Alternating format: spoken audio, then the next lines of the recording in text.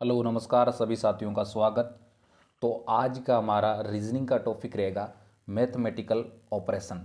तो इसको अपन हिंदी में बोलते हैं गणितीय संक्रिया। लगभग हर कम्पिटिटिव एग्जाम में इस टॉपिक से आपको 1 से 2 सवाल पक्का मिल जाएंगे। और साथियों लगभग आसान सा टॉपिक है और आपको किस प्रकार से प्रश्नों का आंसर सही करना है, तो इस क्लास को आप लास्ट तक जरूर देखिएगा। शुरुआत करते हैं अपनी आज की क्लास की। तो साथियों गणितीय संक्रिया के सवाल हल करने से पहले मैं आपको बताना चाहूँगा कि किसी भी समीकरण में अगर आपको जोड़, बाकी, गुणा, भाग और कोष्टक सभी लगाए मिल जाए तो आपको उस समीकरण को किस प्रकार से हल करना है इसके बारे में अपन बात करेंगे। कि अपना एक नियम है जो बोलते हैं अपन बोर्डमास का नियम। जिस समीकरण में जोड़, बाकी, गुणा, भाग और कोष्टक रहते हैं उस समीकरण को अपन बोर्डमास के नियम के अनुरूप सोल्व करते हैं। तो ये नियम क्या है?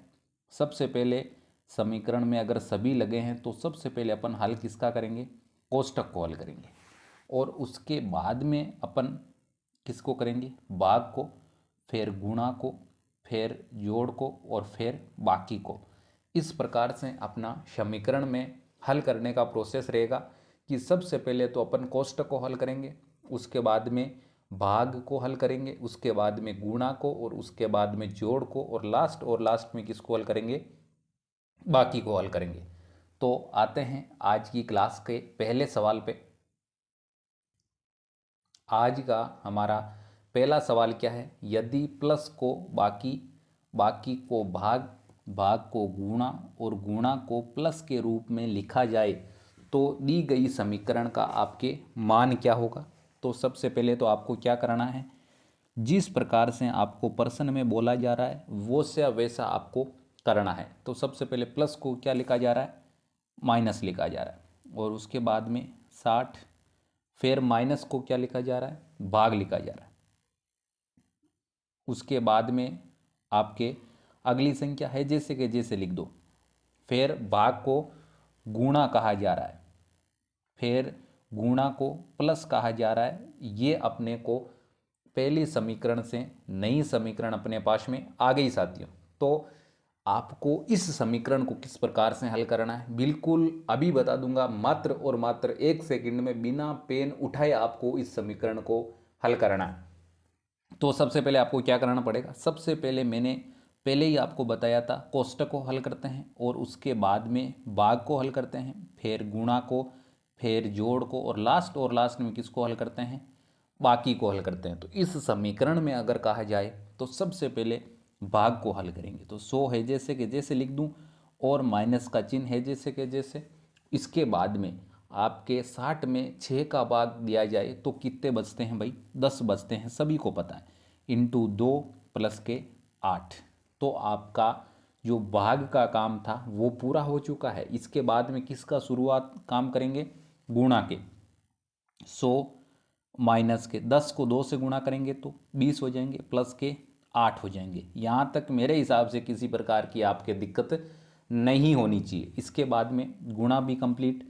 जोड़ की बात करते हैं तो इसके बाद में 100 माइनस के 20 में 8 जोड़ेंगे तो कितने हो जाएंगे भाई? 28 हो जाएंगे। कितने हो जाएंगे रे भाई? 28 हो जाएंगे। तो अपना लास्ट का काम किसका बचा? केवल और केवल लास्ट का काम बचा बाकी का। बिल्कुल। अब 100 में से 28 निकालना है। अगर आपको बाकी आती है तो अच्छी बात है, नहीं आती है तो आप बिल्कुल 100 ऊपर लिख के नीचे 28 लिख के आप भी आसानी से बाकी कर सकते हो। वैसे 100 में से अगर 28 निकालते हैं तो 72 बचते हैं। 72 अपना राइट आंसर है। लेकिन ऑप्शन में किसी भी प्रकार का बेहतर आंसर नहीं दिया हुआ है तो इसका मतलब आप किसी भी जगह बेहतर आंसर कर सकते हो और राइट आंसर अपना पर्सन का क्या हो जाएगा? 72 हो जाएगा। आते हैं नेक्स्ट सवाल पे। अगला सवाल अपना, यदि ए का अर्थ प्लस है, बी का गुणा है, सी का भाग है और डी का माइनस है तो आपके ये समीकरण दे रही है उसका मान क्या होगा? तो सबसे पहले लिख दिया 20। ए का मान क्या बोल रहे हैं? प्लस बोल रहे हैं 10। बी का मान क्या बोल रहे हैं? गुणा बोल रहे हैं, प्लस गुणा 45। सी का मान क्या बोल रहे हैं? भाग बोल रहे हैं। आपके डी का क्या बोल रहे हैं? बाकी बोल रहे हैं। और आपके 12।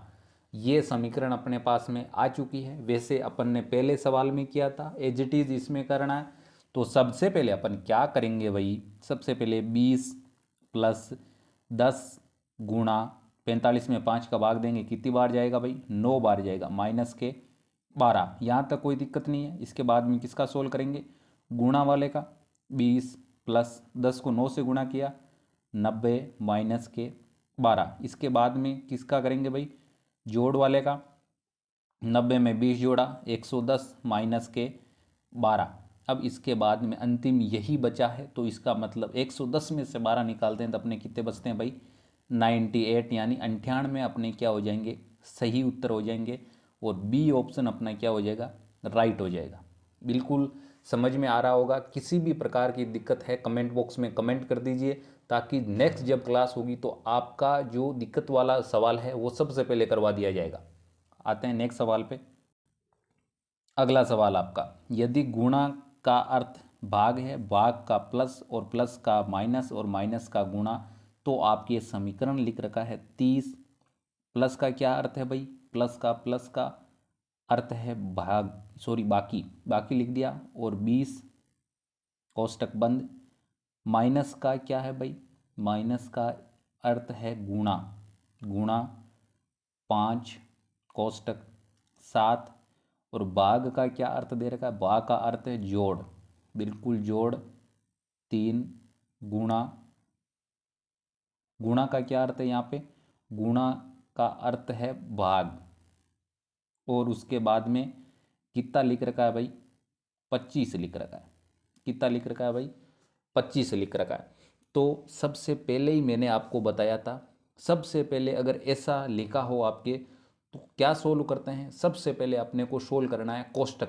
कोष्टक में जोड़ बाकी गुणा कुछ भी हो, लेकिन सबसे पहले अपने को सोल्व क्या करना है, कोष्टक सोल्व करना है। बिल्कुल आपको पता चल गया होगा साथियों, कोष्टक सोल्व करेंगे तो 30 में से 20 निकालेंगे तो 10 बच जाएंगे। गुणा 5, फिर कोष्टक नहीं लगाना, इसके बीच में अगर 5 और आपके कोष्टक के बीच में किसी भी प्रकार का चिन्ह अगर नहीं है तो किसका चिन्ह है भाई, गुणा का चिन्ह है।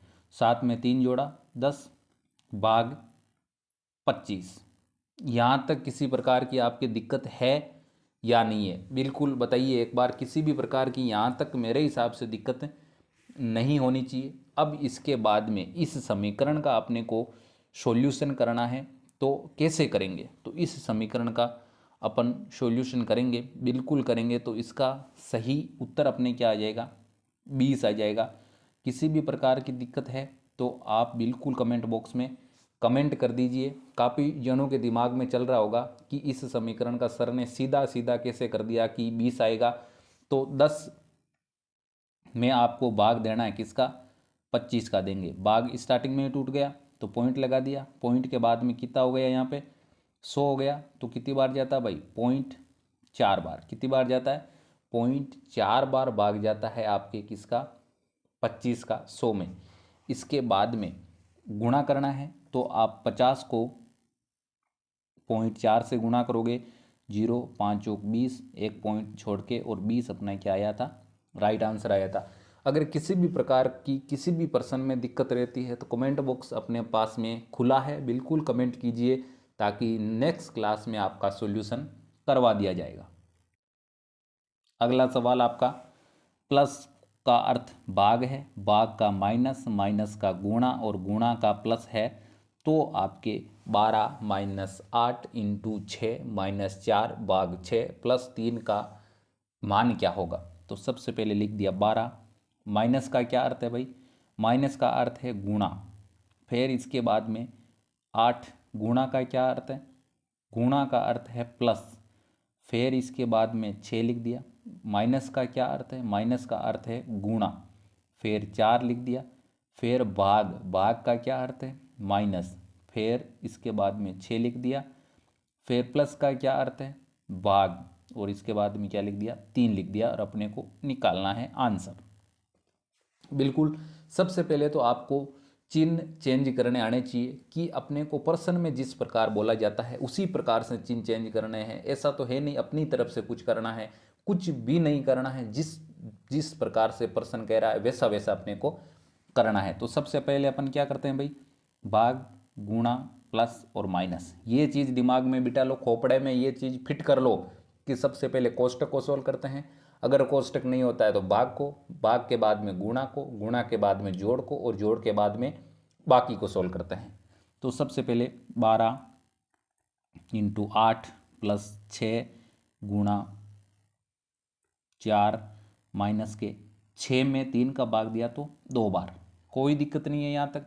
इसके बाद में गुणा को सोल्व करेंगे, 12 को 8 से गुणा किया, 12 को अपन 8 से गुणा करते हैं तो कितना आता है भाई, 12 8 96 आता है, 96 प्लस, फिर 6 को 4 से गुणा किया, 6 चौक 24 माइनस के 2, यहाँ तक कोई दिक्कत नहीं है। इसके बाद में किसका सॉल्यूशन करेंगे, जोड़ का करेंगे, तो 0 और आपके 120 माइनस के 2 और इसका अपने 118 क्या आ जाएगा, सही आंसर आ जाएगा। और अपने 118 प्लस का है तो बिल्कुल बी ऑप्शन अपना क्या हो जाएगा, राइट आंसर हो जाएगा।